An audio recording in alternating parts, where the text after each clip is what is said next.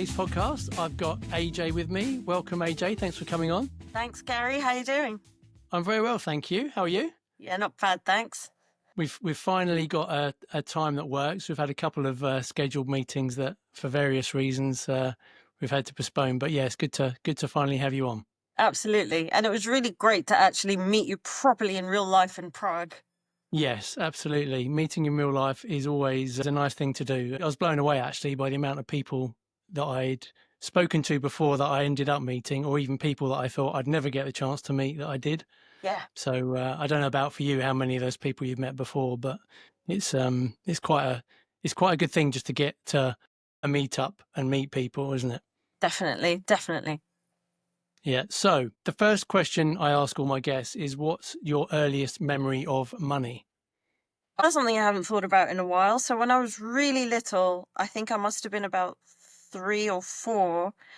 My mum and dad used to have a shop selling fabrics in Willesden Green in London. And I remember I must have been tiny, 3 or 4 years old.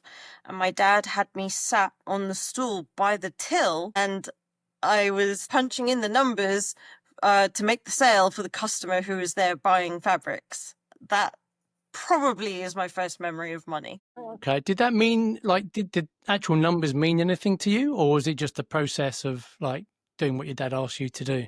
I think it was a bit of both, because I spent quite a bit of time in that shop with them, and so they had bought me my own little toy till, so I kind of knew what I was doing with the numbers. But also, I just loved pressing buttons, so he knew that I would have a great time. Yeah, I mean, I was so young. I don't truly remember what was going on in my mind about it, but that's probably my earliest memory. Real extreme child labour going on there. That's fantastic. Yeah. And then what about as you got a little bit older, maybe teenage years, first jobs, did you end up working a bit for your parents? A little bit. So they didn't keep that shop for much longer. They had another business, and I remember when I was a teenager in the holidays, I would help my dad with his accounts, and back then he was doing everything manually in like big ledger files, huge files where everything was written out line by line, and then you'd have to sum up every single page. And the kind of calculator he had a little, almost like a till receipt roll. So then once you'd typed them all in and you'd got the total, you then actually had to check off what had printed out on the receipt roll against the book to make sure you typed it in correctly. So yeah, a lot more child labor then, except it wasn't as physical as being in a shop. Was that pre-computers, or was your dad just quite old school, or a bit of both maybe? A bit of both. It wasn't pre-computer. We got our first computer around about 95, 96, at which point he moved over to some accounting software. Don't know which one.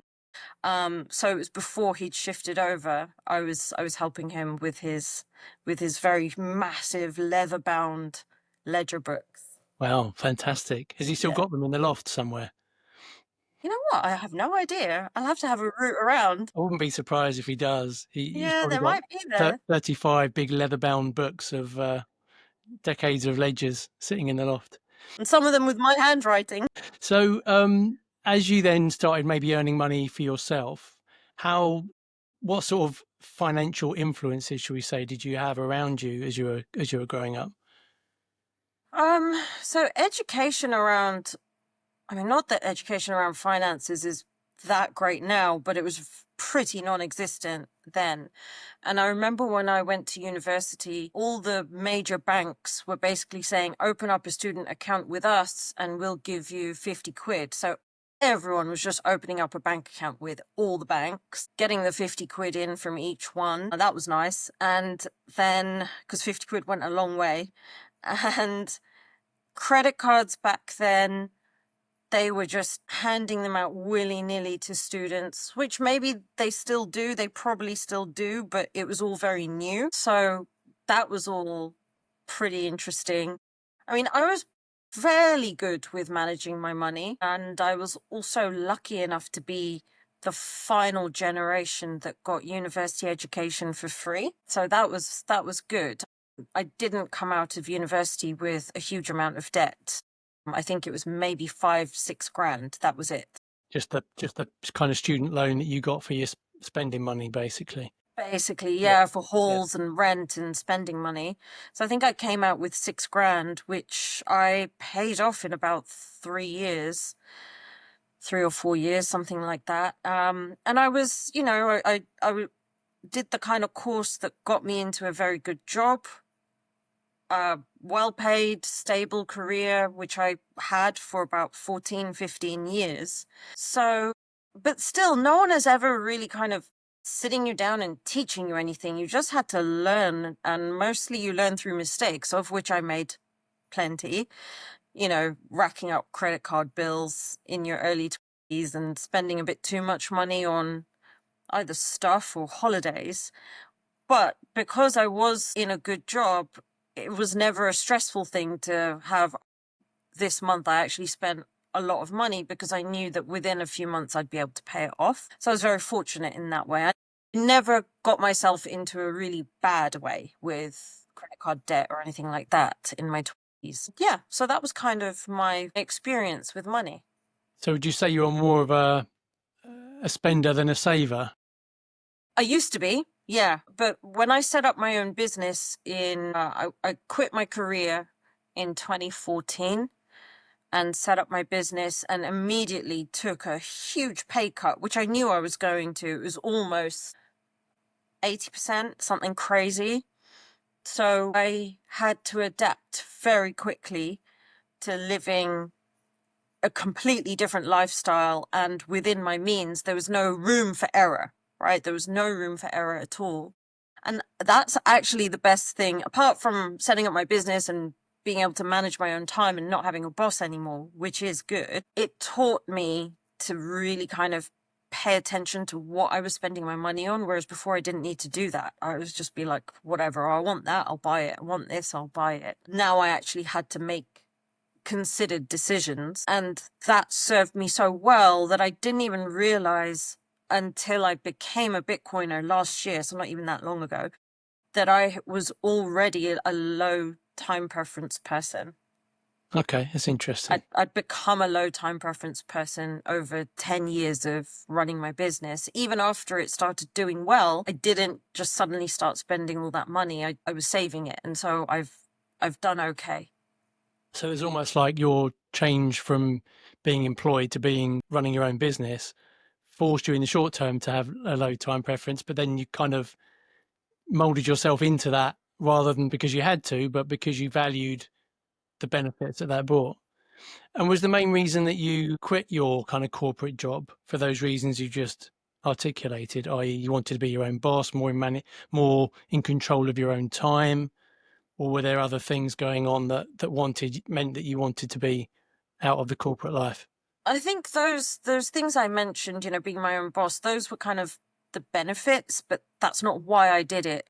I had fallen out of love, or definitely fallen out of interest with what I used to do, and I just didn't want to do it anymore. I was sitting there thinking, do I really want to do this until I retire? And the answer was a resounding no from like my early 30s, but it took me a little while to figure out, well, okay, but what are you going to do instead that's worth throwing away such a good career for in a pretty stable part of the, you know, economy, relatively speaking. And that took a little while to figure out. So whilst I was figuring it out, it was not particularly fun because you were just kind of looking around going into work every day thinking, I can't believe I'm here again. And if I don't figure out what I want to do instead of this, I'm just going to keep turning up here every day.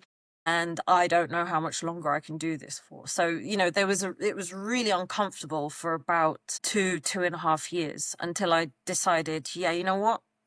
Screw it. This is what I'm going to do. It was a complete career 180. I was starting totally from scratch in something completely different. And I just went for it. And it was pretty naive. No one really teaches you what it takes to set up a business from scratch, especially when you're kind of putting yourself out there as a provider of knowledge in some way, shape, or form. I just knew that there was this area that I could work in. I knew I had the skills for it, but I didn't have any credibility. I hadn't actually done anything in that space before. But having looked around at who else was in that space, I was like, I can do this and I want to do this. So I just went for it. And the first 3 years were tough. Like, financially, they were really tough. But because I really wanted to do it, I never once considered giving up and going back to my old job or doing something else instead because this isn't working. I just kept at it, and I'm really glad that I did. Do you have many financial commitments at that time that put pressure on this having to be a success, or could you set your life up in a way whereby you mentally you thought I can give this 2 or 3 years and I can afford to live on 20 odd percent of what I used to earn until it picks up? Yeah, so I had before I quit my main career back then, I had made a few adjustments so that I knew financially speaking, I didn't have any obligations at that point in time because I'd made the adjustments that I needed to. Because that gave me the freedom to decide for myself that if I quit, it's not just because I'm not making enough money, because I did some temp work when I needed to. That wasn't a big deal. I wasn't too proud to do that. I had a couple of people ask me, like, wow, you used to have this big job in the city in financial services and you're doing a bit of temp work. I'm like, yes, so what? I'm doing the temp work because it allows me to keep doing what I'm actually building towards. There was no ego involved in that. I remember sitting in the reception of a company that I'm still connected with and who I now have as a client, by the way, because they remember me being a really good worker as a receptionist for, I don't know, a summer or something. They kept inviting me back. Like whenever they needed someone to cover, they would say, actually, AJ, can you come and cover for a week or two? And for as long as I was in that position where that money was helpful, I kept doing it. But one of the really senior guys there has never forgotten me, and now I have them as a client for my business. So it's like it was no big deal. Like I just did what I had to do, and it paid off in loads of different ways. Yeah, I think that's a good lesson in life, that you just never know where opportunities are going to come up. Yeah. You might go down one path, and something that you think this is only going to see me through for a week or two might end up either giving you an opportunity within that, or as a complete tangent, something else that you never dreamed of. But you have to kind of just take that path, don't you, and trust your instincts, I guess. You just have to trust, and also, and again, just sometimes wind your own neck in, because I remember thinking that this is the kind of company that would be great to have as a client, but I'll never get them as a client now because they've seen me working in their reception building. They'll never take me seriously enough for me to actually get them as a client. And now they are a client. Yeah. So, you know, Yeah, I think it's that combination of confidence in what you can deliver, but also the humility to accept that you have to earn the trust and earn the reputation. hmm But you can do that from more humble beginnings, can't you? So yeah, just because someone, I don't know, on a film set is being a runner making cups of tea, there's no reason that person can't end up being a director at some point. But you I never think, know. but I think maybe these days, maybe I'm just too old now and I'm generalizing the youth, but it feels like there's a little bit more entitlement that a lot of people have these days, where they think, well, I've been to uni, I've learned this thing, I now need to come into a business and I expect to be a partner in 3 months. Yeah. I don't know. It's I a don't know. generalization, but I mean, I do hear some stories like that, and I don't know how it's happened. I don't know where the coddling has started, then where the end point is, I am less than 2 years out of uni, and why am I not being put forward to be a partner yet? I'm like, are you serious? There's just very little chance you have enough knowledge and experience to be able to serve as a partner, like it or not. I don't know where it has gone wrong that someone would reach that point at the age of 23, that they think that that's the next step for them. yeah, yeah, definitely. I Yeah. think the other thing to touch on there is, I guess you were fortunate, if that's the right word, that your life situation meant that you could take that leap, and it was a risk, but a kind of a calculated risk. Whereas I guess, there are people I know similar age, late 40s, wife, kids, responsibilities, dependents, where actually they might be really unhappy in the career they've got, Yeah, getting up early and traveling into London or whatever it may be. But to take a leap there is just hmm that bit harder, isn't it? It's that you either, absolutely. you've either got to work up to that point for a much longer period of time, or just radically change your lifestyle, I guess, to try and accommodate something that's as radical as a step that you took. I think, sometimes it's also the expectations you have of yourself and the sort of relationship that you might be into. Because I used to have a boss, she is 10 years older than me, and she retired, like retired at the age of 47. Now yeah, right? Now she used to work in the city, but she wouldn't have been making, I know what job she was in and the kind of pay that you get. She wouldn't have been making in her best year more than for maybe £500,000 a year, but that was like towards the tail end and right before she retired. Even if she was making a little bit more, when she announced that she was retiring, there were much more senior and older guys at her company who said to her, but how are you doing that? Because you've got 3 children who are teenagers. You've still got to put them through university, all of that sort of thing. I can't even fathom quitting work right now because I've got 2 kids who are at school. And she said to them, yeah, but I don't pay 30, 40,000 pounds per year per child for a private education. Me and my husband were both educated in the state system, and we have been really hands-on with our kids. So her kids are really smart, because they've both been really hands-on with the education, I suppose, because there's a lot to say with 2 parents working as hard as they have done, that it's hard to keep tabs on the kids and making sure they're getting all their work done or whatever, especially these days, there's all the distractions. But they did it, and because they weren't spending in the region of 90 to 120K a year on school fees, she was able to retire at the age of 47. It's not like she didn't have obligations, it's just she managed them differently. And a lot of those men said to her that I could never retire, I could never stop working right now, because it's not just the education of the kids, it's the lifestyle that the whole family is used to. And these are the adjustments and the sacrifices that people make. Like, there were certain obligations and responsibilities that I didn't have, but I did have a lifestyle, and you've got to be okay with making an adjustment to it. And I did have some pretty serious financial obligations. It's just that I put a plan in motion a good 12 to 18 months before I quit my career in the city. And so everything was taken care of. And there were things that I had been doing and taking care of and supporting people that I didn't need to do anymore because I'd laid all the groundwork. You just have to have some difficult conversations sometimes. Yeah, yeah.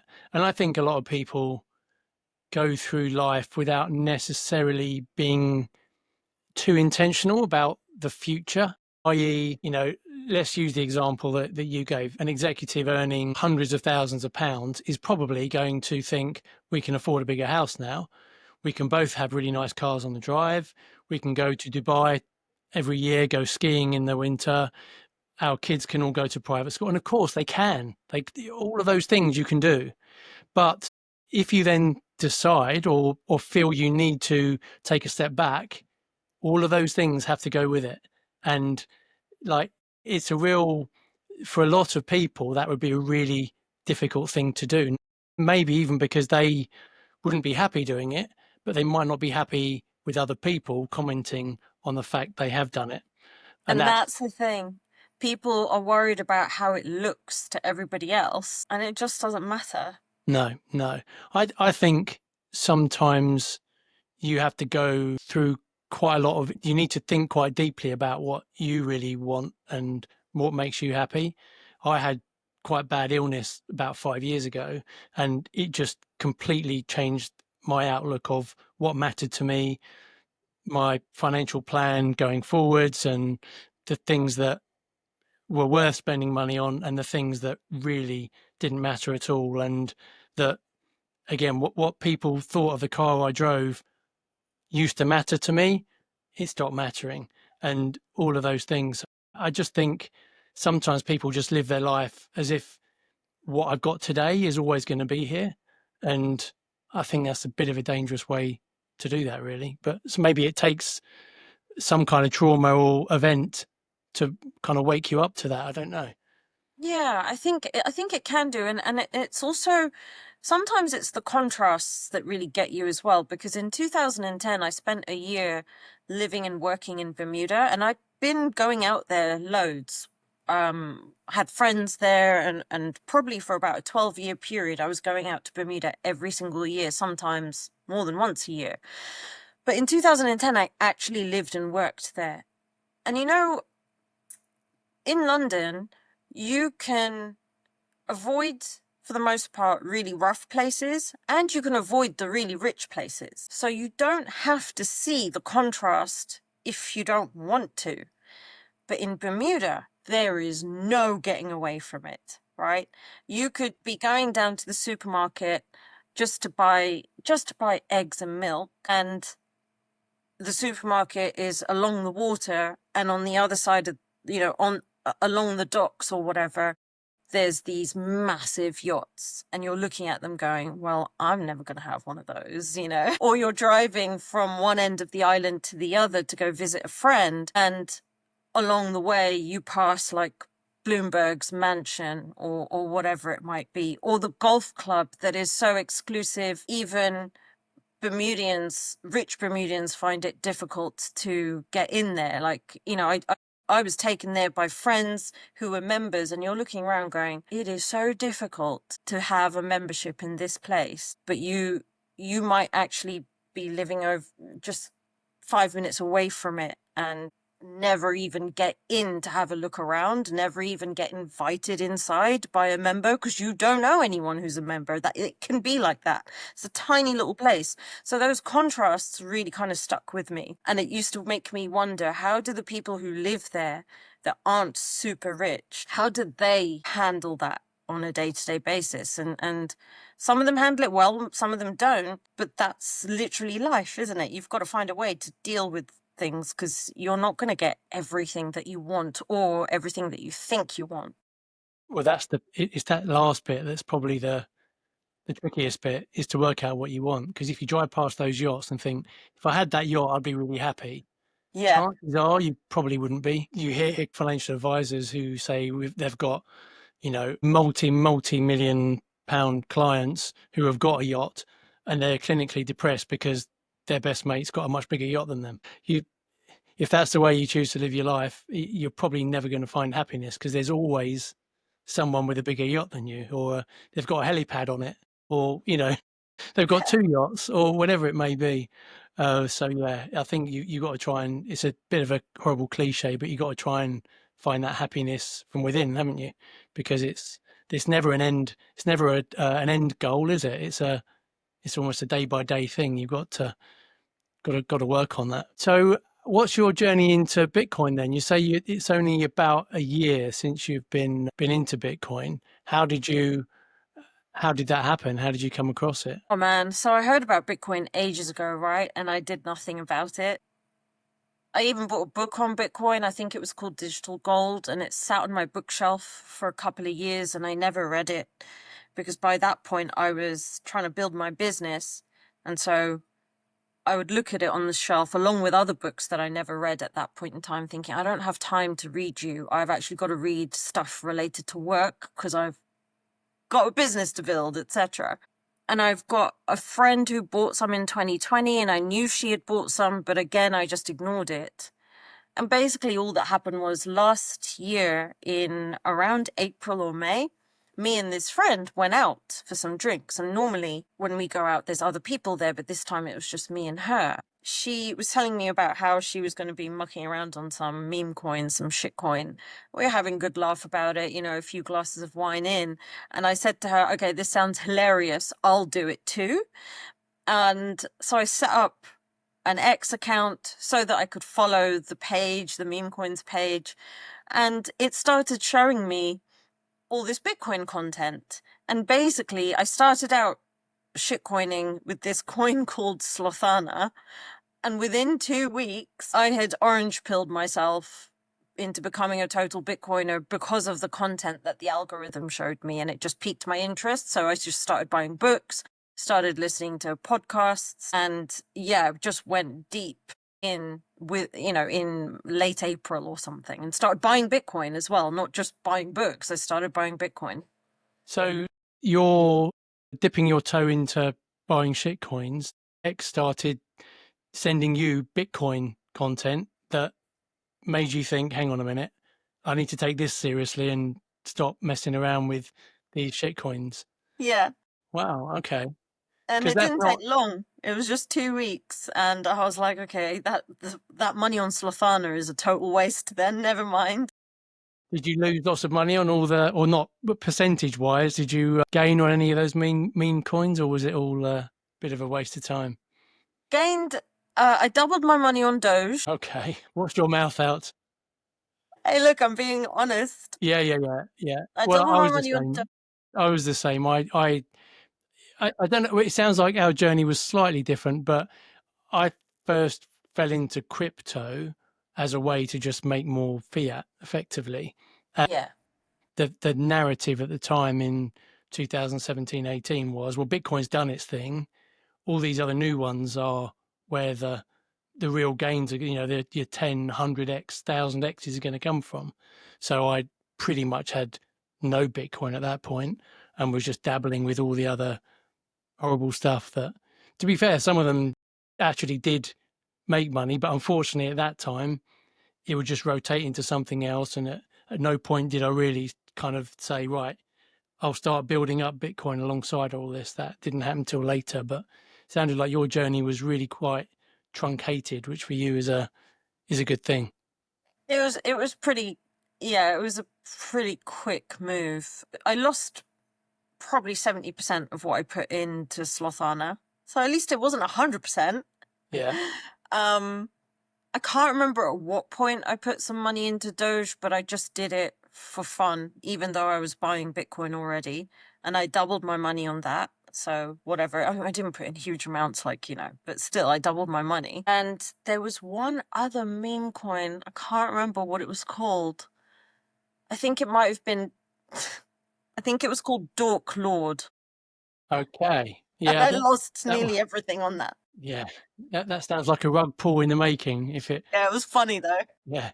For any listeners still holding Dork Lord, maybe sell up now, because if it hasn't been rug pulled, it probably will do.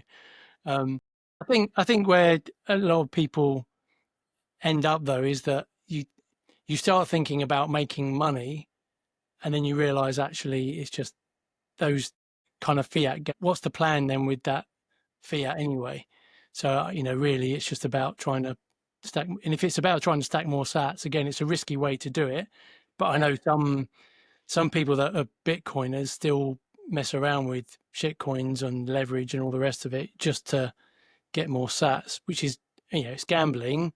And if it Mm. works, good luck to you. But it's probably not a strategy that most people would succeed in, I don't think. And it's definitely not one I'm going to be trying. I think, what I decided this year was because I'd been thinking about buying my own place for the last 3, 4 years, been saving up a deposit, that kind of thing. And I decided earlier this year that, nah, I'm not doing that because I don't want to be tied down to a property. There's every chance that within a couple of years, I'm not going to be living in the UK anymore. So what do I do then? Okay, here's this deposit that I've saved up. We know where that's going to go. Yeah. So that's basically what I've been doing since last year. Just stacking sats where I can and protecting the value of my effort. Was that a big smash buy, or have you kind of dollar cost averaged over a period of time with that deposit that you had? I've been doing like chunky.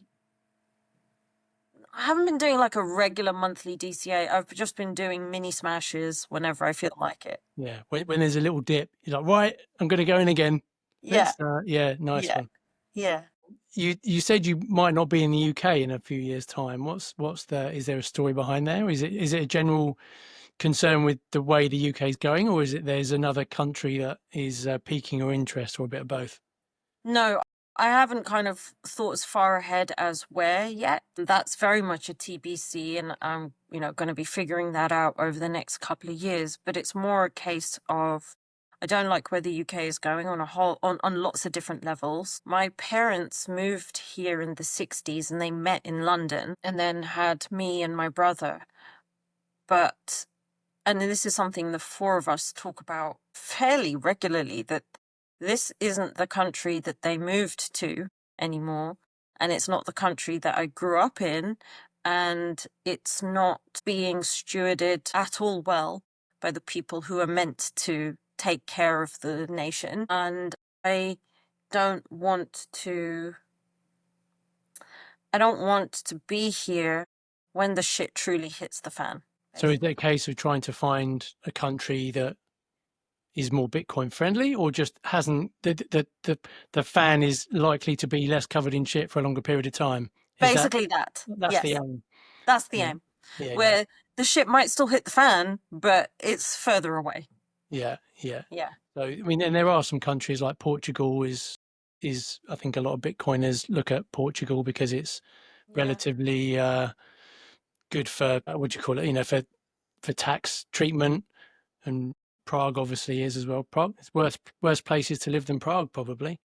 Or maybe just be a bit of a nomad for a while, Yeah, yeah, until yeah, I figure out where I might want to settle down. I don't know. What's really nice is having the mental freedom to even consider it. Because a lot of the time, the reason why people don't think about these things is they're not free enough in the mind to allow themselves to kind of even think what that could look like and find solutions to whatever problems they think are going to get in the way of doing that. And I feel a lot more free in my capacity to even think about these things in the last 18 months than I probably would have been before that.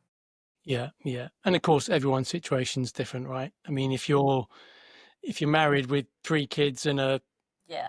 aging parents that need your help and all that, all of those things might make that leap much harder.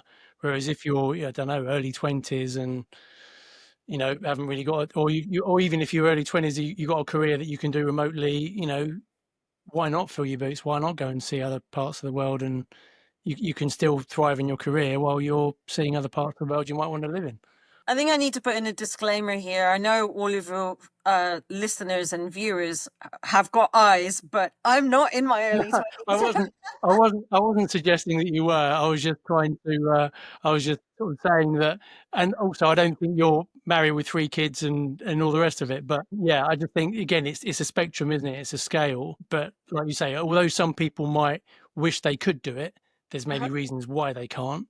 But Yeah, likewise, there'll be people that absolutely could do it, do but it. don't have that mental. Yeah, what the sort of that the openness in their mind to just consider. And I think as we go into a deeper Bitcoin chat, I think Bitcoin helps you open your mind to other things. It just by its nature of what Bitcoin teaches you as you learn about Bitcoin and how the current monetary system is so screwed up, and even food and health and everything. Everything. It just teaches you so much that your mind has to open to other possibilities and other kind of avenues, that it just makes a lot of those things easier to grasp, I think. How many of those rabbit holes have you gone down, AJ, in terms of food and So I haven't gone down any of them as deeply as I've just kind of gone down the Bitcoin one, because there's too many of them, Gary. There's too many of them. I catch snippets through other people's podcasts, people like Princey, but also just some of the people that I follow on X. At the same time, because there's so many rabbit holes, I'm trying to kind of stop myself from going on social media as much.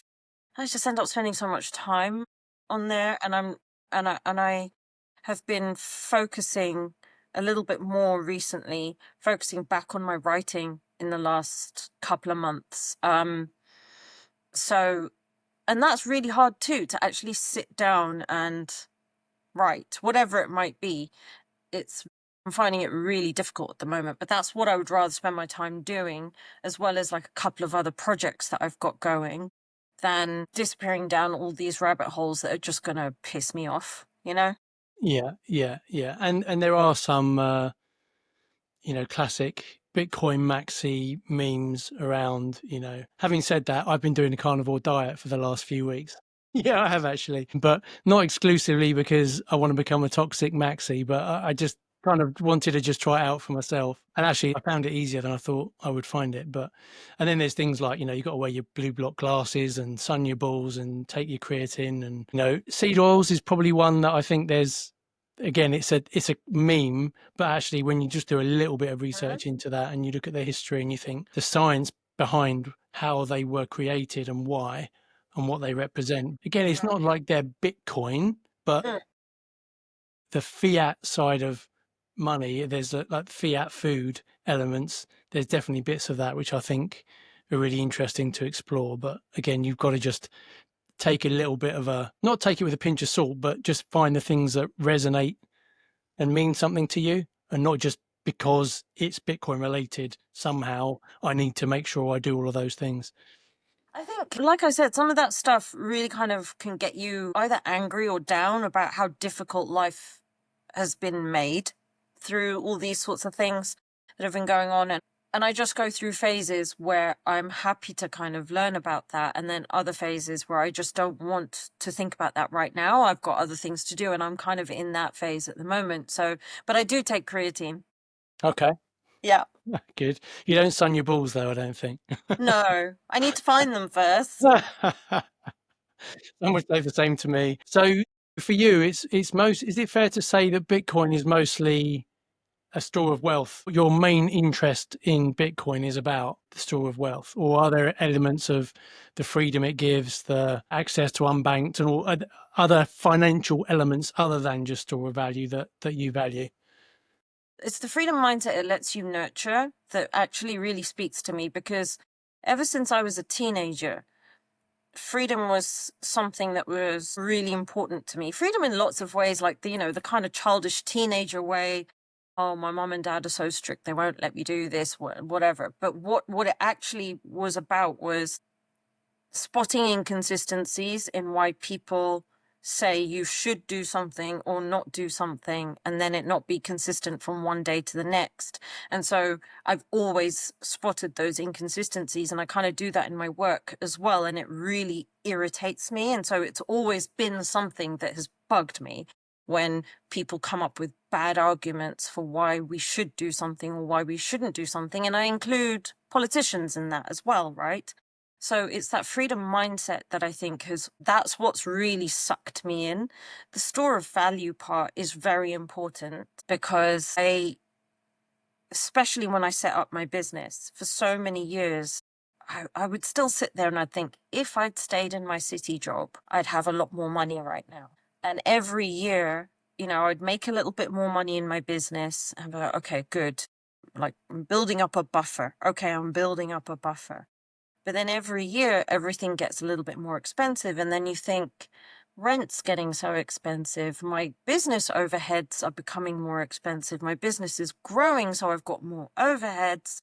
And I have to work doubly hard just to kind of stay where I am almost. And so, yes, that store of value side is really important.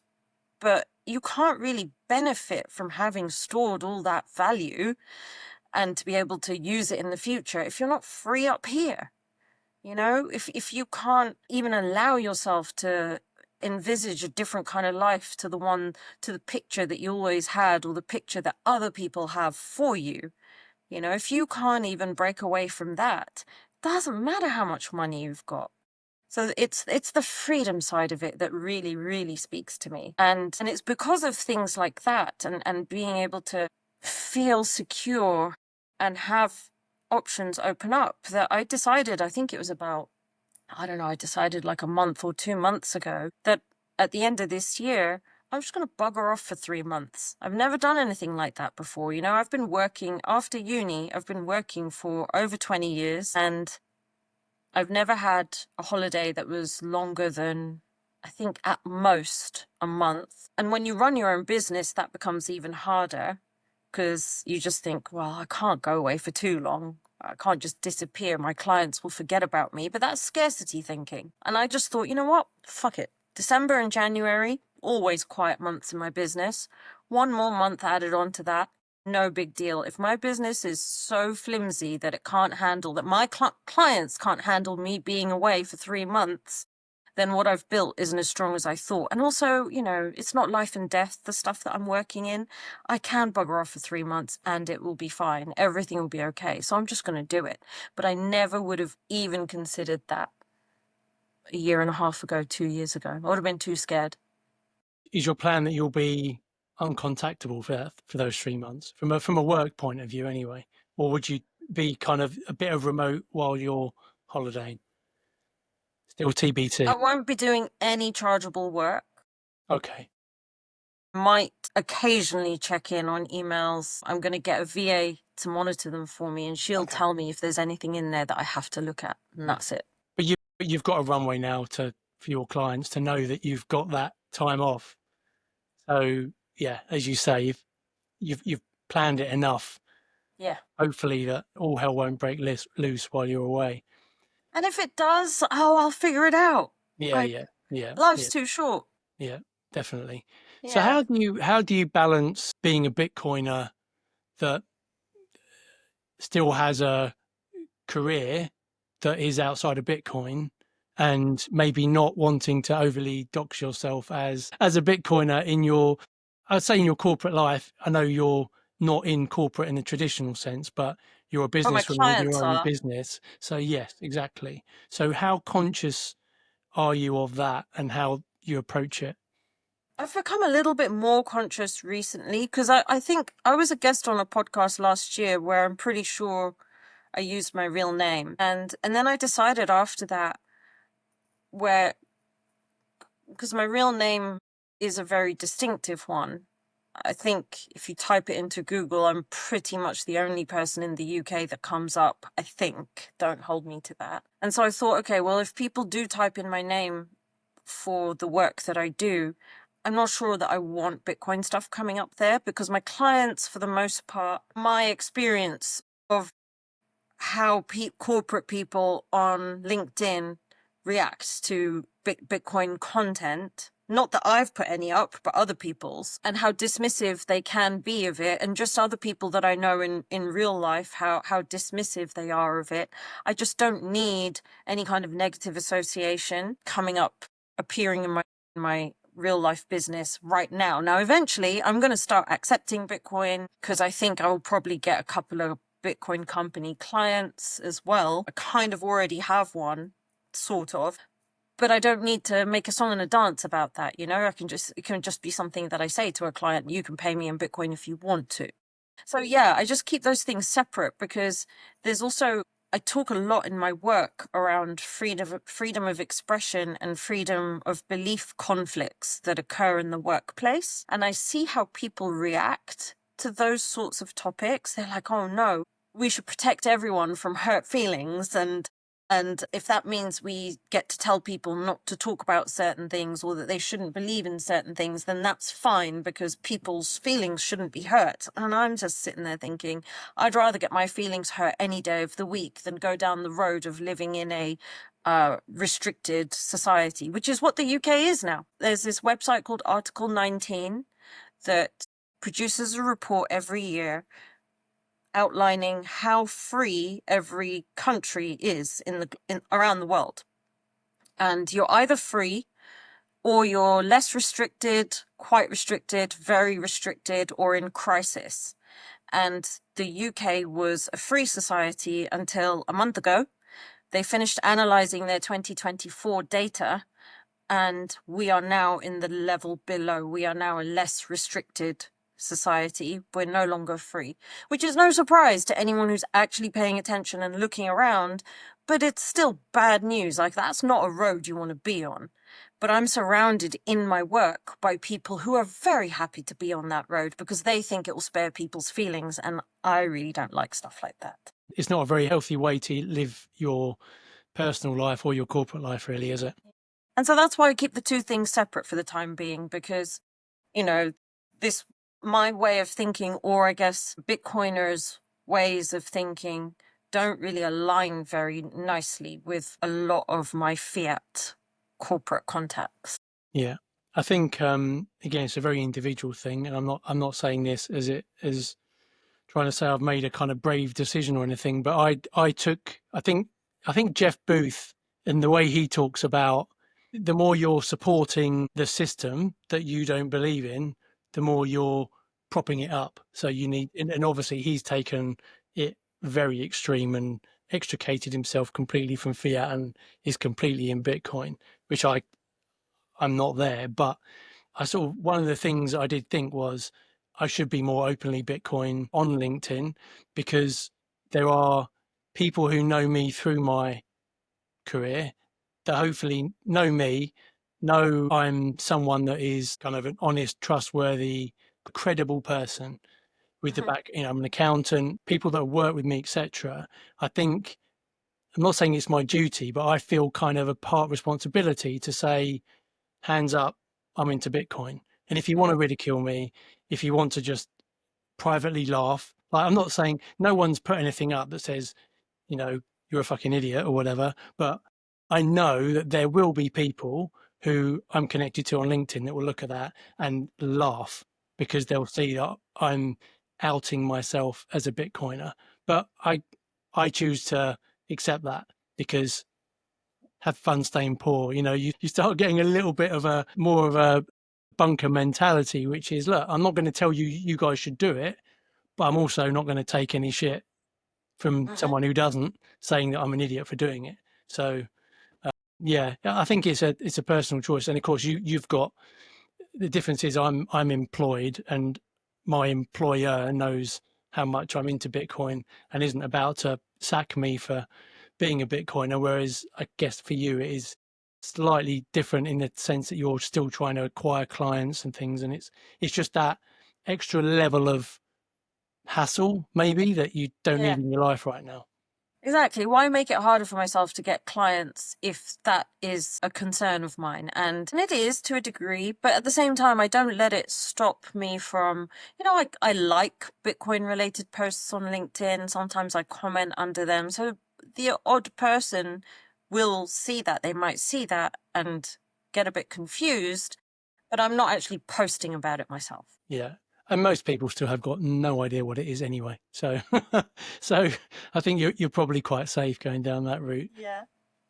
So the other thing I was going to talk to you a bit about was obviously as a I think I'm still classed as middle aged. Is 49 middle aged? Probably. Think so. Yeah. So All right. middle aged white male. It's a very middle aged white male.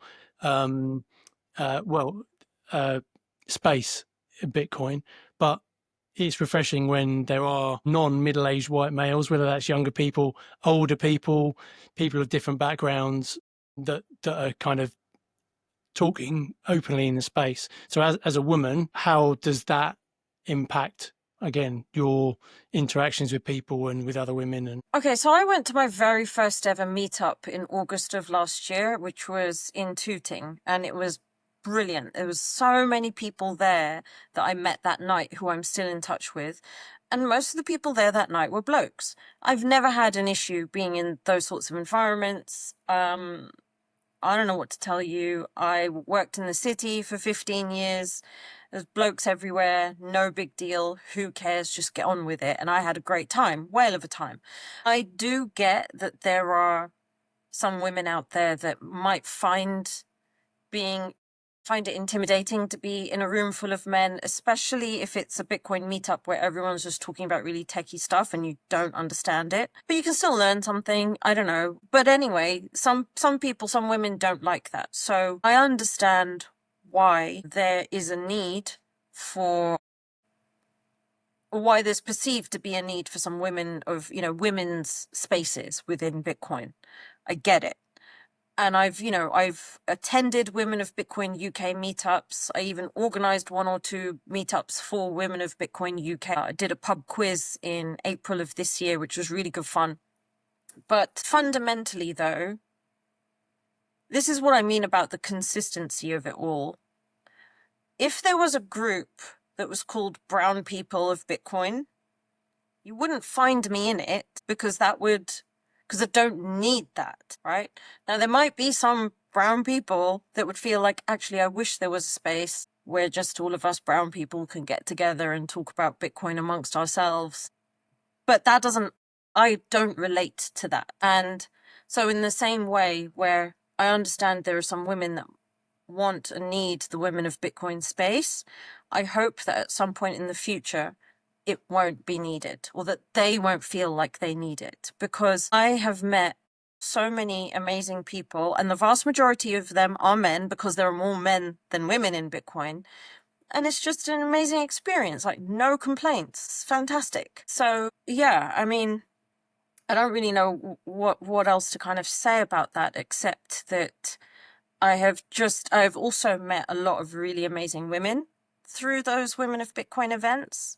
I've made some really great friends, a couple of whom I've meet up with regularly, have lunches with. One who comes over from Germany a couple of times a year. We always make a point to meet up. I was on the phone to her earlier today, all that kind of thing. And I probably wouldn't have met them if the Women of Bitcoin events hadn't happened. So swings and roundabouts, mate. Yeah, yeah. Yeah. I think one of the things I observed in Prague as well was just how a Bitcoin conference just has so many varied people, and like it's like the princes are all there together as a whole family, and there are lots of kids and families. If we're still thinking of Bitcoin primarily as finance, as money, then any other TradFi event you went to, let's imagine it's I don't know, an IFA conference in London. Mhm. It's just going to be middle-aged white men in suits, basically, with a Just few. suits, yeah. Yeah, Whoever's there. yeah. There won't be any families there. There No, won't be any no, partners, wives, husbands no, no, there. no, It will just no. be the suits. Yeah, yeah, yeah. And I don't know Yeah. if that's just the nature of how early we still are in Bitcoin, or whether it's just partly as well the ethos of what Bitcoin is just doesn't isolate anyone. It's apolitical. It doesn't care your gender, your skin color, your age, your wealth, your background, your any of that doesn't matter. If you want to buy 1,000 sats, whether you're Jeff Bezos or my 9-year-old son, you're you've got to part with the same amount of fiat to get your 1,000 sats, and you can't. It doesn't care. Bitcoin does not care. So I think that makes it easier for anyone who wants to get in to get in.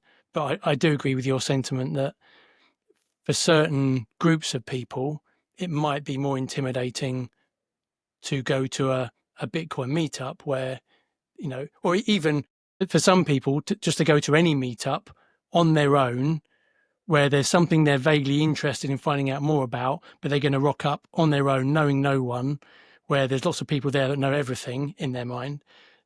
That's intimidating to most people most of the time. So actually having some, shall we call it, Little safer spaces pockets. or more comfortable environments where people can turn up and feel more welcome and less intimidated is probably a good thing. But yeah, ultimately, Bitcoin will just be money, right? So we won't have conferences, we won't have meetups because we won't need them. Don't need them. And Bitcoin is just going to stay Bitcoin, whether you meet up with a group of people that's really varied and mixed, or whether you get together and it's just women, or you get together and it's just brown people, or whatever. Bitcoin is still Bitcoin. Nothing's changed about it. It's the meaning that we give to these situations that can either get in our way or clear the path. Bitcoin isn't changing. We're the ones that are applying meaning to all these situations. And sometimes that meaning doesn't really serve us very well. And sometimes it serves us really well. I think, I think one thing that I've really realized, because, when you first start talking to people in the Bitcoin world and you're reading books about it, you're reading posts about it, it's tempting to think that everyone that's kind of migrated to this part of the internet, which is where most of us hang out, right? We're not all meeting up in real life all the time. Everyone that's migrated to this thing must have this way of thinking. And we must all just be really good and amazing people. And I think what we also do need to remember is that we're all still just human beings, and there are some who are going to be great, and there are others who are going to be less great. And there's going to be some people who are very open and will introduce you to whoever they think would be a good person to connect you with. And there will also be gatekeepers as well, because they haven't let go of that fiat mindset. So I think as long as we don't kind of start to subscribe some sort of angelic status to all Bitcoiners just because we're Bitcoiners, it's like, just keep your eyes wide open and don't be cynical, but keep your eyes wide open. You could be in a church and think everyone in here, because they're associated with the church, which if you read, whatever that church stands for, they're all going to be very noble, great things. But there'll still be people in that church that are there for nefarious reasons, and they don't ascribe to any of those great things. They're just there as a wolf in sheep's clothing. And as much as I hope I haven't come across anyone like that in Bitcoin, you can't assume everyone that's associated with this thing that is great is there for the same reasons you are. I know why I'm in Bitcoin and what it means to me, and why I'm doing my podcast, and why I'm doing the conference and things like that. But like, no one else knows that of me, and I don't know what other people's intentions are. So just having that little bit more, just being a bit more guarded, and don't just trust everyone just because they say they're a Bitcoiner. Yeah, exactly. I mean, like you said, you came away with that reflection. I've come away with, not just from Prague. I had a brilliant time in Prague, but I've come away reflecting over the last, let's say, I don't know, 9 months, and I can see that there are a couple of people, tiny number of people that I've come across who are total gatekeepers. And that's fine. I've identified that now. And so I know to give them a wide berth. But that's like literally 2 people out of so many who I've met. So it doesn't matter. Like, you just realize that, and then you just give people like that a wide berth, you just swerve them. Yeah, because Yeah. Bitcoin doesn't care for those people, and if they're just trying to protect their own, I don't know, I don't know who you're talking about or what the context is, but if there's a gatekeeper of, doesn't want someone, I don't know, entering, if someone started bad mouthing me because they felt they didn't want someone else doing a Bitcoin podcast, well, that's up to them. Bitcoin doesn't care. I think you're one of the good ones, AJ. So I think, Find out. yeah, I've got some suspicions, but I think you're okay. Right. Before I let you go, the question I ask all of my guests is, what's one belief you held before Bitcoin that you've completely changed your mind about? Ooh. Can it be a belief about yourself? Yeah, anything. Yeah. Maybe it wasn't something that I've changed my mind about, but it's something that I'd forgotten about myself, which was that I am more courageous than I've given myself credit for over the more recent years. And it's been really amazing, but also so uncomfortable finding that courage again this year. Like, honestly, it's been one of the most uncomfortable things that I've gone through over the last few months, but the best thing to have gone through, because it's just opening me up to opportunities and letting me create opportunities that I think I'd convinced myself I wasn't brave enough to do or carry out. I don't know if that makes sense. Yeah, I think so. But what is it? Just the research and the understanding you've got now of Bitcoin has just given you more confidence, has it, to take on things that before you might not have felt you could? Or Uh, yeah, kind of. I don't even know that it's specifically to do with Bitcoin and the research around it, but it's just the conversations that you have with people, and you start to just kind of question, what am I doing? Why am I doing this? Actually, this isn't in alignment with how I truly see myself.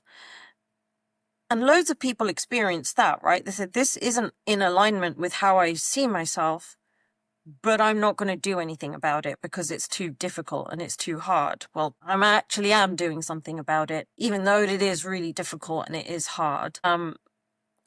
that's the thing. It's like just being around people that you can have these sorts of expansive conversations with allows you to start thinking, just so lets you think big Expanding your again. mind a bit. Yeah. Yeah. Yeah, I Yeah. think definitely I'm yet to meet, either doing the podcast or like in Prague, etc. Like I'm yet to meet a dickhead who's a Bitcoiner.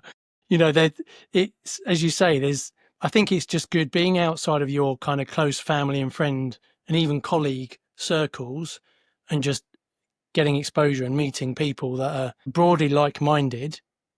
So most of the people who have got into Bitcoin have got similar outlooks on a lot of things in life, not like cookie cutters. It's not, I mean, there's a little bit of echo chambery stuff at times, but I just think, as you say, exploring in a very open way, there's nothing that's kind of out of bounds for a conversation in Bitcoin. Mhm.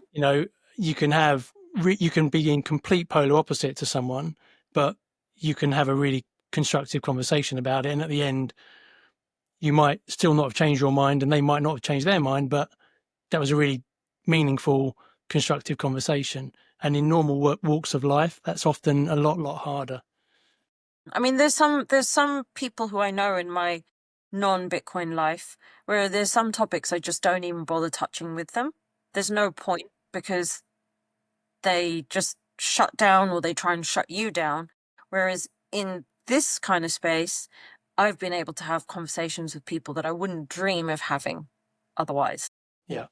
Yeah. And that is a really good thing. We need to be able to do that. We can't just pretend that we agree on everything, that there are no problems that need to be fixed. There's quite a few. But so before you go, AJ, if people want to reach out to you, where's the best places to find you? So they can find me on X, on A to the B 1980. That's not my year of birth, it just rhymes. And I liked how it sounds. I'm on Noster as well.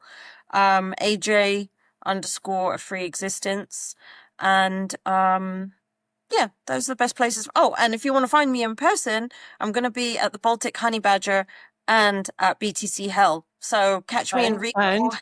And don't forget the most important one of all. And the most important one of all, Bury St. Edmunds, 20th of September. Be there or be a massive loser. Exactly. Well, I'm going to clip that. If you let me, I'm going to clip that and just post that everywhere. Yeah, sure. Go ahead. I should get everyone to say that at the end of the podcast, actually.